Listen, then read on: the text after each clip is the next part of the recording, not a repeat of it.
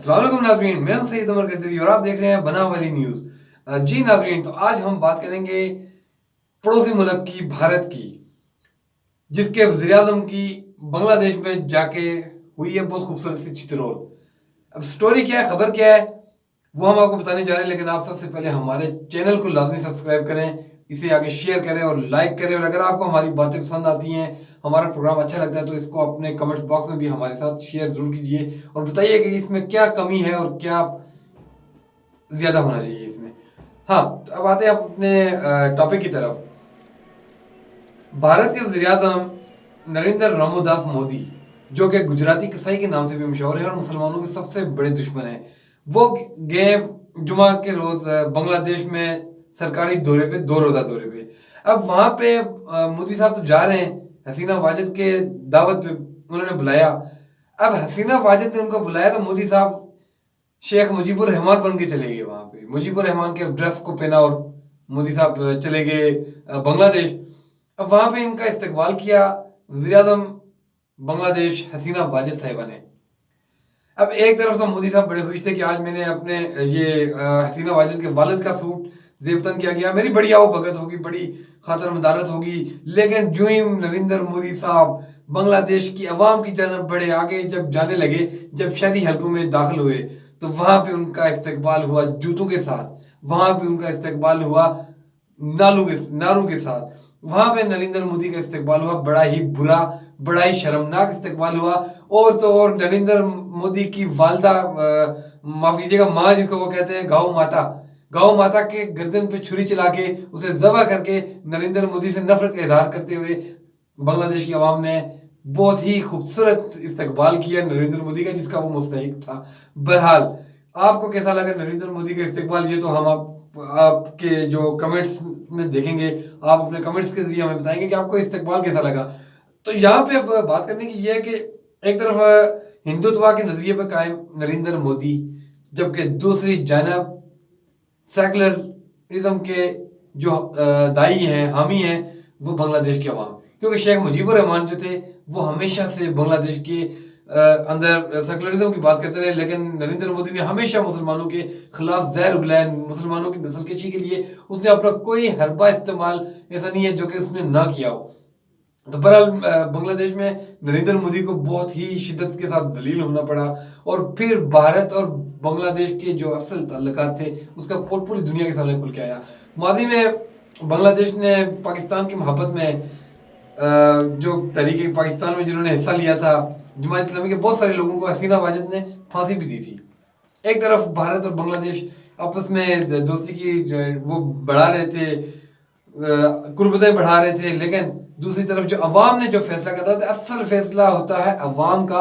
अवाम बेहतर फैसला करती है कि हकीकत क्या है। अब शेख हसीना वाजिद साहिबा तो अपनी तरफ से छुपाती रही हैं, जो अवाम के दिल की भड़ास थी वो छुपाती रही हैं। मोदी को वेलकम किया, बुलाया, जलील करवाया अपने ही मुल्क में। क्या मज़ा आया होगा पूरी दुनिया को देख के कि नरेंद्र मोदी कैसे बदनाम हुआ, कैसे जलील हुआ। और अब उसके और हसीना वाजिद के जो आपस के तल्लुकात हैं, उसको अब अल्लाह ही बेहतर जानता है कि अब वाकई कैसे होने जा रहे हैं कि एक मुल्क का वज़ीर-ए-आज़म जा रहा है दूसरे मुल्क में, वहाँ पे उसको जलील किया जा रहा है। और ये नरेंद्र मोदी को कश्मीरियों की बददुआ लगी है, कश्मीरी, उन मजलूम कश्मीरियों की जिनकी गर्दन पे ये छुरी चला रहा है, जिनके सीनों पे ये गोलियां मार रहा है, जिनके जवान बेटों को शहीद करवा रहा है, जिनकी बहनों को ये बेवा कर रहा है, जिन माओं को उनके औलादों से महरूम कर रहा है, उनके शोहरों से महरूम करके उनको बेवा बना रहा है।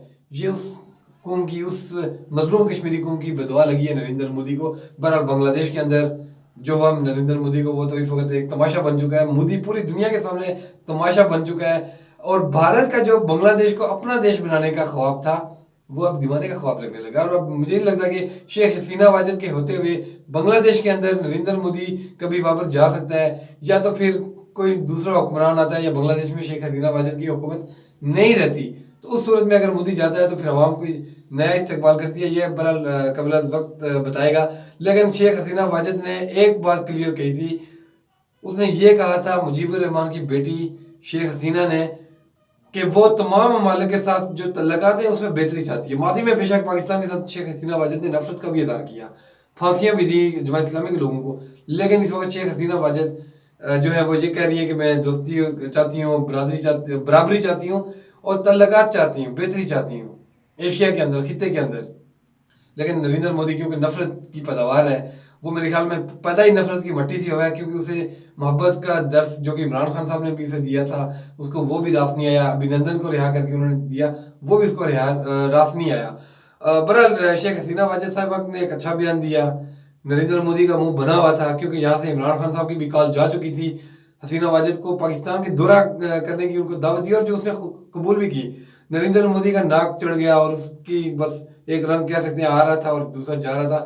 بہرحال اس تمام معاملے کے بعد بھارت اور پاکستان میں جو بھارت پاکستان کو لے کے جو چین کے ساتھ پاکستان کی بہترین تعلقات ہے، سی پیک کا معاہدہ ہے، اس کو لے کے وہ پہلے سے جل رہا تھا، مر رہا تھا. اس کا میڈیا بول بول کے تو پاگل ہو رہا تھا کہ یہ ہو گیا وہ ہو گیا، حالانکہ ہوتا کچھ بھی نہیں تھا، حقیقت 1% بھی نہیں تھی. لیکن انہوں نے بول بول کے تو بڑا ہی ایک ماحول کریٹ کیا ہوتا ہے، ایک ہائپ کریٹ کی ہوئی تھی کہ پتہ نہیں بھارت چین اور پاکستان کو ایک ساتھ ختم کرنے والا ہے. بس وہ صرف ان کے جو تعصبی میڈیا ہے اس کی حد تک تھا، حقیقت کا اسے کوئی تعلق نہیں ہے. اب اس وقت بنگلہ دیش بھی بھارت کو آنکھیں دکھانے لگ گیا ہے، تو میرے خیال میں بھارت کی جو رہی صحیح تھوڑی بہت عزت تھی وہ بھی اب ختم ہو چکی ہے. اب آخر میں پروگرام میں صرف اتنی بات کہوں گا کہ نریندر مودی جو کہ کشمیریوں کا قاتل ہے، جو کہ کشمیری قوم کا قاتل ہے، وہ اس وقت پوری دنیا کے سامنے، بنگلہ دیش کے سامنے ہی نہیں، عوام کے سامنے ہی نہیں، پوری دنیا کے سامنے اپنا اخلاقی جواب کھو چکا ہے. اسے اخلاقی شکست ہو چکی ہے، اور انشاءاللہ پاکستان اسے کشمیر کے محاذ پہ بھی کراری شکست دے گا، اور دنیا تماشا دیکھے گی نریندر مودی کی ناکامی کا.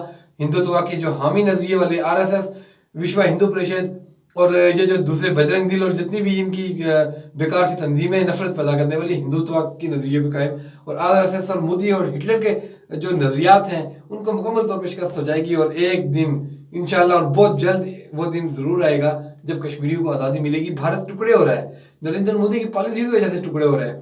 ہندوستان کے اندر کی جو عوام ہے ہماری اس سے لڑائی بالکل بھی نہیں ہے. میں یہ پہلے بھی کہتا رہا ہوں، اب بھی یہی کہوں گا کہ ہندوستان کی عوام سے ہماری کوئی نفرت نہیں ہے، ہماری ان کے ساتھ کوئی جنگ نہیں ہے. ہماری جنگ ہے، ہماری لڑائی ہے. اگر ہم کسی کے خلاف بولتے ہیں تو وہ کشمیر کے مظالم پہ بولیں گے. ہندو جو ایک تعصبی نظریہ ہے ہم اس کے خلاف بولیں گے. ہم ہندوؤں کے خلاف نہیں ہیں، بہت سے ہندو اچھے بھی ہیں، وہ اچھی سوچ رکھتے ہیں. لیکن جو یہ RSS کا نظریہ لے کے نریندر مودی آ رہا ہے دنیا کے سامنے اور مسلمانوں کا قتل عام کرنا چاہ رہا ہے، تو یہ میرے خیال میں نریندر مودی کو اخلاقی شکست ہے. اب دیکھنا یہ ہے کہ آنے والے دنوں میں نریندر مودی اپنی فوجیں میچوں کے لیے پاکستان بھیجتا ہے، یا پھر وہ اپنی یہ بڑاس نکالنے کے لیے کوئی نیا محاذ کھولے گا.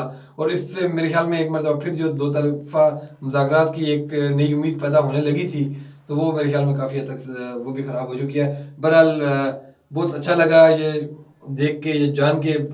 نقصان ہوا بنگلہ دیش میں جن 4 لوگوں کا جو ہلاک ہوئے، وہاں پہ جاں بحق ہوئے، ان کا افسوس ہوا، بہت افسوس ہوا. لیکن نریندر مودی کی جو تاریخی چترول ہوئی اس کی خوشی بھی بہت ہوئی، اور یقیناً کشمیریوں نے اس کو سیلیبریٹ کیا ہوگا. اور ویورز آپ نے بھی اس کو یقیناً خوب سیلیبریٹ کیا ہوگا. مزید انجوائے کیجئے، اور اپنے میزبان سید عمر گدیری کو بناب ویلی نیوز سے اجازت دیجیے. اللہ حامی و ناصر.